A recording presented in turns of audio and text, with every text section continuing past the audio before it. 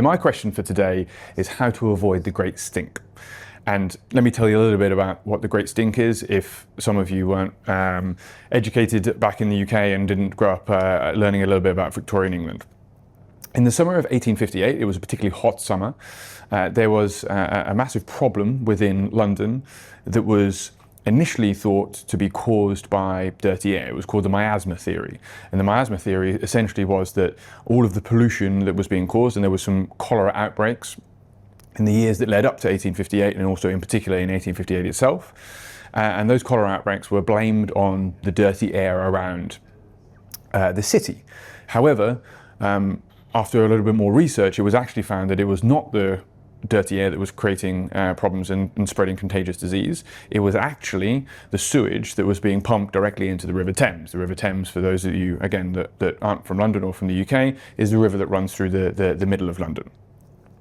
Now, what I then want to talk to you about is a person that was extremely prevalent in changing some of that. So enter Joseph Bazalgette. Now, what he was tasked to do was to change and adopt the sewage system of London once they realised it was no longer the dirty air, it was in fact the sewage that was being pumped into the Thames that was causing the spread of disease.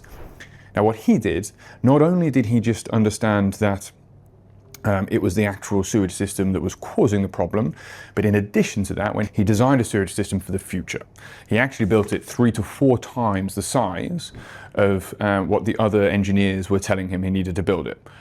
Why did he do that? Because he knew that the population of the city was going to continue to grow year after year after year. And of course, now sitting here in 150 years later or 160 years later, we now know that the city has grown significantly since 1858. So he was absolutely correct. Now, why am I saying all of this? Why is this relevant to the technology world? Well, I think that there are 3 key points as to why this is applicable in our world. First of all, it is very, very common in technology to follow the equivalent of the miasma theory.